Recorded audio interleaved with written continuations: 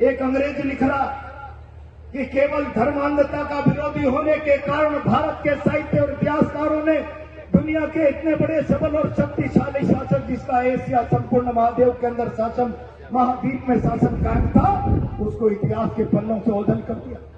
अंग्रेज लिख रहा उस विषय। ये साजिश है भारत में धर्म के आधार पर कौन व्यक्ति किस व्यवस्था को चुनौती दे रहा है, उसका अस्तित्व बचना चाहिए, नहीं बचना चाहिए। दुनिया के सबसे शक्तिशाली सम्राट अशोक जैसे महान राजा का इतिहास भी इतिहास के पन्नों से मिटा दिया गया।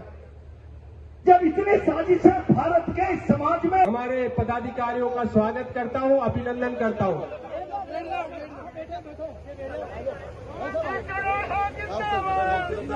जन जन के लाडले प्रदेश कांग्रेस कमेटी के लोकप्रिय प्रदेश अध्यक्ष, जिन्होंने अपनी व्यंग्यात्मक शैली से पूरे राजस्थान में मोरिया बुलवा रखा है, और उनके साथ हमारे लीडर ऑफ अपोजिशन सम्मानीय टीकाराम जूली जी, आपका हार्दिक अभिनंदन, स्वागत इस हाड़ौती की धरा पर, इस ओबीसी के अधिवेशन में, और हमारे नेता प्रहलाद गुंजल साहब के नेतृत्व में आपका हार्दिक अभिनंदन, स्वागत। प्रदेश अध्यक्ष डोटासरा जी, एलओपी हमारे लीडर टीकाराम जूली जी, पीछे से लो, कृपया सभी कार्यकर्ता खड़े हैं जो भी अपने यथा स्थान पर बैठ जाएं और अपने इस समारोह में अपने अनुशासन का परिचय देंगे, क्योंकि गुंजल साहब का नाम जो है कहीं ना कहीं राजनीति में अनुशासन तरीके से भी गौरवपूर्ण तरीके से लिया जाता है। अनुशासन के मामले में मैं आपसे सभी से अपील करना चाहूंगी, आप यथा स्थान जो भी मिले आप बैठे इस भव्य समारोह का। जी वहां एडजस्ट हो जाओ।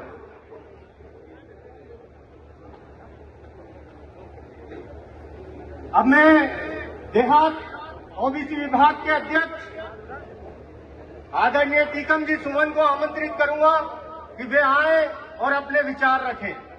टीकम जी सुमन।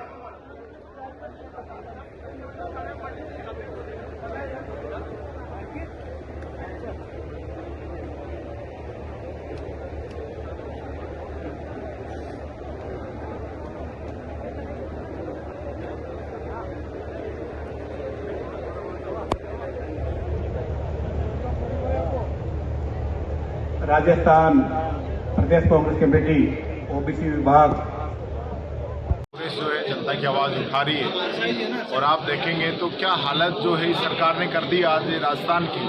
डबल इंजन की बात करते रहे, और हकीकत ये है कि पेपर लीक हो गया नीट का राजस्थान में सीकर से, और 9 दिन तक इन लोगों ने मुकदमा दर्ज नहीं किया। पूरे प्रदेश के अंदर चोरी, लूट, डकैती, मर्डर, बलात्कार, ये आम घटनाएं हैं। आम जनता का जीना बहुत मुश्किल हो चुका है। और कोटा के अंदर तो जिस प्रकार से परसोताओं की मौत हुई, सरकार ने उस मामले को भी दबाए रखा, और अब सारी बातें सामने आ गई कि जो मेडिसिन थी वो गलत थी। तो मेडिसिन बनाने वाली कंपनी और उसको खरीदने वाले लोग, उसको एग्जामिन करने वाले लोग, उन पर क्या कार्रवाई की आप? ऐसे इनने तो मर्डर किया है, इन लोगों पर सख्त एक्शन होना चाहिए, लेकिन सरकार जो है कोई संज्ञान नहीं ले रही। या एक व्यक्ति की प्रिंसिपल था, नाले में गिर के डेथ होगी उसकी, किसकी जिम्मेदारी है? कोई जिम्मेदारी लेने को तैयार नहीं है इस सरकार के अंदर। सिर्फ डबल इंजन कहने से काम नहीं चलेगा, काम करके दिखाना पड़ेगा। कोटा में जितना काम कांग्रेस समय में हुआ, आज बताइए आप क्या हो रहा है? कुछ नहीं, सिर्फ हवा हवाई। जो सोना खरीदने की मना कर रहे थे, देश का जो रिजर्व सोना है, ऐसा पता चला है उसको बेच दिया गया है, उसको बेचने की तैयारी चल रही है। आज महंगाई की मार आम व्यक्ति पे पड़ रही है। सरकार चाहती तो डीजल पेट्रोल के जो रेट है उसमें लोगों को छूट दे सकती थी। आज भी लगभग 45 रुपये ये लोग भारत सरकार और राजस्थान सरकार इस पर टैक्स ले रहे हैं, तो 45 लाख रुपए की तो ये रियायत दे ही सकते हैं ना। जब 7 साल से कच्चा तेल इतना सस्ता आ रहा था, और अब तो ईरान दे रहा है सस्ता, खरीद लो, पैसे में दे रहा है। डॉलर में बहुत नुकसान हो रहा है तो रुपए में ही दे रहा है। देश का प्रधानमंत्री कहे मैं डॉलर रुपए बरोबर कर दूंगा, 65 रुपए से 95 पहुंचा दिया। देश का प्रधानमंत्री कहे कि मैं काला धन ले आऊंगा, पहले से ज्यादा काला धन वहां पे हो गया। देश का प्रधानमंत्री कहे कि मैं बेरोजगारी दूर करूंगा, 2 करोड़ युवाओं को रोजगार हर साल दूंगा। 45 साल की सबसे बड़ी बेरोजगारी है आज। जवाब है क्या? किसान की आमदनी दुगनी करने की बात करने वाले आदमी भी नहीं छोड़ रहे। सिर्फ बातें करने से काम नहीं चलेगा, काम करके दिखाना पड़ेगा। ऐसे समय में आपको क्या लगता है कहीं कभी इमरजेंसी लगने का समय आ सकता है अगर यही स्थिति रही देश की? देखिए जो स्थिति है वो सामने सब हालात तो यही कर रखे। घोषित इमरजेंसी तो देश के अंदर लगाई रखी है।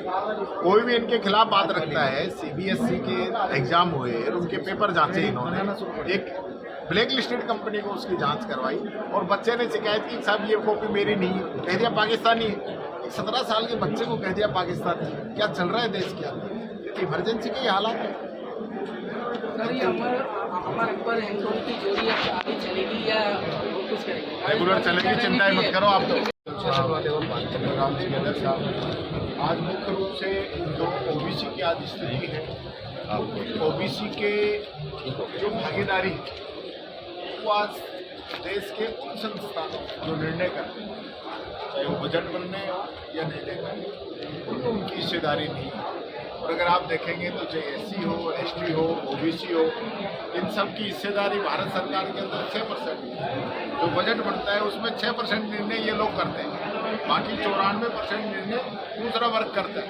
तो जब इतना बड़ा वर्ग है तो वो अगर निर्णय नहीं करेगा तो वो फिर इस वर्ग का भला कैसे होगा? तो राहुल गांधी जी लगातार इस बात को उठाते रहे हैं। उनके उठाने के बाद मोदी जी ने भी कहा है कि हम जातिगत जनगणना कराएंगे और जिसकी जितनी हिस्सेदारी है उसकी भागीदारी करने का काम करेंगे। तो ये सम्मेलन हमारा था। मैं कोटा के परिप्रेक्ष्य में भी कहना चाहूँगा, यहाँ पर सुधाओं की मौत हुई, सरकार जो है सो ही रही। पहले तो मानने को तैयार नहीं थे। जब 15 दिन बाद इनका सैंपल आए उसमें माना कि ये जो है दवा जो है ये सही नहीं थी, अमानक थी, जिसकी वजह से मौत हुई है। उसके बाद क्या कार्रवाई हुई है? अब तो ये भी पता चल गया कि दवा गलत थी, जिसकी वजह से पशुताओं की मौत हुई, नवजात बच्चों की मौत हुई, पेट में ही चले गए। तो उसकी जिम्मेदारी किसकी है? कौन लोग थे जो ये दवा खरीद रहे थे? मेडिकल डिपार्टमेंट के कौन लोग हैं जो ये पूरा देखते हैं? सिर्फ पूरा सब लोग मिले हुए हैं। ये मर्डर है, मर्डर, इसमें जो लोग शामिल हैं उसमें मर्डर के तहत कार्रवाई की जाए, ये बात मैं कहना चाहूँगा। दूसरा, यहाँ जिस प्रकार के एक अभी एक प्रिंसिपल साहब थे वो बाइक से नाले में गिर के वो बताइए किसकी जिम्मेदारी है? सीकर के अंदर 2 लोगों को सांडने मार दिया, किसकी जिम्मेदारी है? 15 दिन पहले जयपुर में 2 वाल्मीकि समाज के युवा सीवरेज के टैंक में उतर के उनकी डेथ हो गई, किसकी जिम्मेदारी है? यानी सिस्टम ही मारने में लगा हुआ है। आम व्यक्ति की जिंदगी की कोई वैल्यू नहीं है, पता नहीं कौन कब मार जाए। ये स्थिति यहाँ पे पैदा हो रही है। तो सबसे अहम सवाल जो है, नीट का पेपर लगातार 3 साल लीक हुआ। राजस्थान के अंदर सीकर में जब इसको पकड़ा गया 9 दिन तक मुकदमा दर्ज नहीं किया। किसको बचा रहे हो आप? बीजेपी के पदाधिकारी उसमें शामिल हैं। आपने कार्रवाई क्यों नहीं की 9 दिन तक? आपने जवाब ही नहीं दिया। दूसरा मैं कहना चाहूँगा, अभी सीबीएसई की जो मार्कशीट है, जो कॉपियाँ हैं, उसको ऑन स्क्रीन मार्किंग का इन लोगों ने नया सिस्टम शुरू किया। जिस कंपनी को सिस्टम दिया गया है वो ब्लैक लिस्टेड थी तेलंगाना के अंदर, और उसको बचाने के लिए करंटली जो है उसकी नियमों में प्रावधान किया गया। पुराना कुछ भी किया हो, पिछले साल सही होनी चाहिए, और फिर उस कंपनी को ठेका दिया गया, जिसने जो है लाखों बच्चों का 98 लाख बच्चों ने पेपर दिया है सीबीएसई। 7 साल में सबसे कम रिजल्ट आया, लगभग 3.5% जो है रिजल्ट अब की बार कम आया है। और आप समझते हैं कि अगर उन बच्चों के 75% से कम नंबर आए तो चाहे आईआईटी हो, एनआईटी हो, चाहे आपकी IIIT हो, उनका सिलेक्शन नहीं हो पाएगा। वो मेहनत करने के बाद भी पिछड़ रहे हैं, और बच्चा ट्वीट करता है तो वो पाकिस्तानी है। आप देखिए क्या इस देश के अंदर चल रहा है। मैं मीडिया के माध्यम से आम पब्लिक से भी ये बात कहना चाहूँगा कि अगर कोई भी व्यक्ति आवाज़ उठाता है तो उसको पाकिस्तानी बता दिया जाता है, उसको देशद्रोही बता दिया जाता है। ये देश है, ये संविधान है, ये लोकतंत्र है। तानाशाही चल रही है, तानाशाही। बंगाल के अंदर क्या इन लोगों ने नहीं किया? हाँ बताइए, आप सांसदों को पीटा जा रहा है। हाँ, लोग कोई देखने वाला नहीं है, कोई सुनने वाला नहीं है। क्या कानून का राज नहीं है? हार जीत चलती रहती है।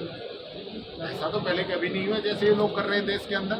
तो इस तानाशाही से छुट्टी जो है इनकी होनी तय। हमारे नेता राहुल गांधी जी आए, शिविर में भी बैठे हुए। इनकी जो नीतियाँ हैं, ये लोग जो रिजर्व सोना है उसको भी बेचने में लगे हुए हैं। ये हालत हो चुकी है और महंगाई की मार आने वाले समय में और इस देश के लोगों पे पड़ने वाली है।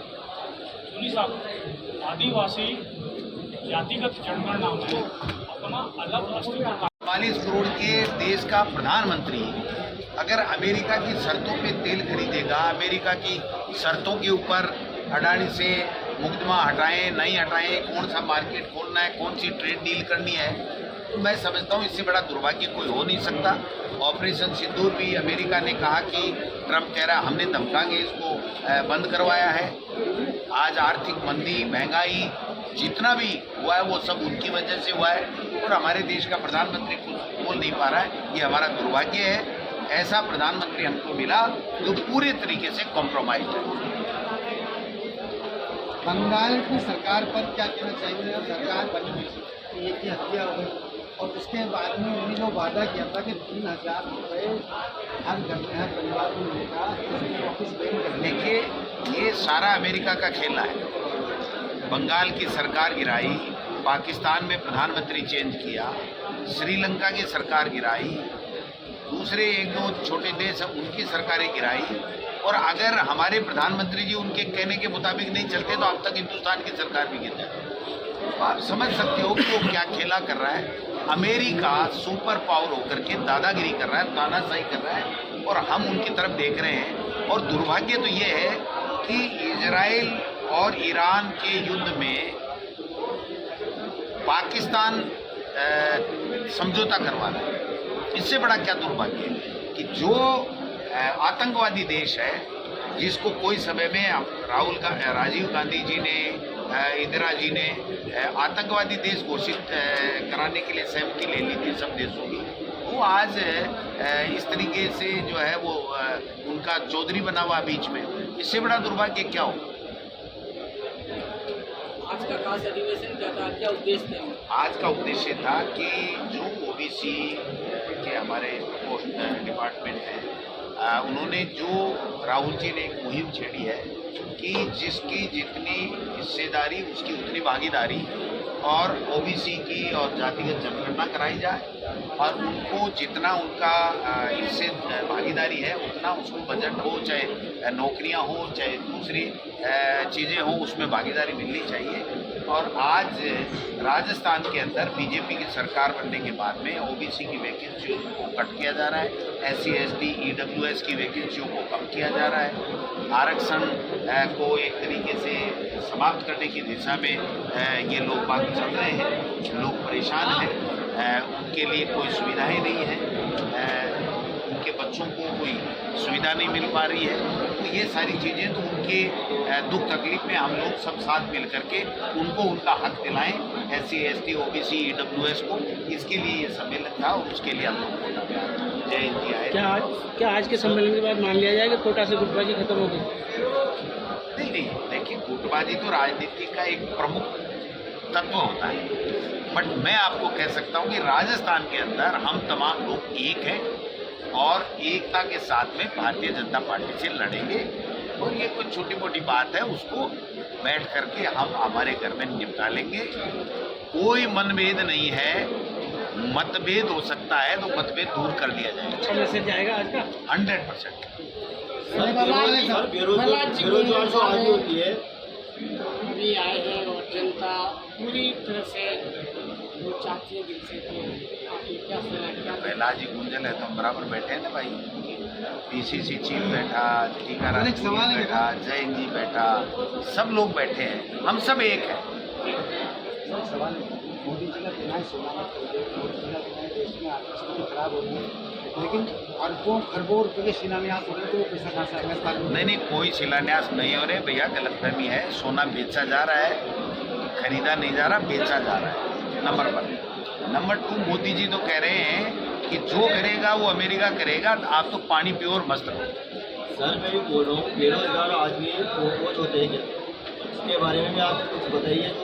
चल रही है अभी कोकरोच जनता पार्टी है, तो ये तो बीजेपी वाले कह रहे हैं भाई, हम थोड़ी कह रहे हैं, हम तो कह रहे हैं हमारे साथी हैं, उनके हितों की लड़ाई तो लड़ रहे हैं हम लोग। Thank you. हितों के साथ में इस केंद्र की सरकार के द्वारा कुठाराघात किया जा रहा है। बात की चर्चा की गई और आपने देखा होगा कि राहुल गांधी जी पहले दिन से ये कह रहे हैं कि जिसकी जितनी हिस्सेदारी उसकी उतनी भागीदारी और ओबीसी की जातिगत जनगणना होनी चाहिए।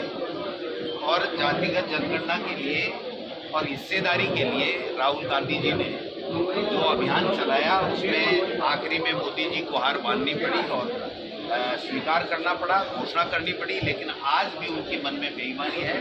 जो जातिगत जनगणना हो रही है उसमें कोई कॉलम अभी तक जातिगत जनगणना का नहीं दिया। हमारे ओबीसी डिपार्टमेंट हर स्टेट के अंदर जाकर के और ओबीसी के लोगों की हितों की लड़ाई लड़ रहा है।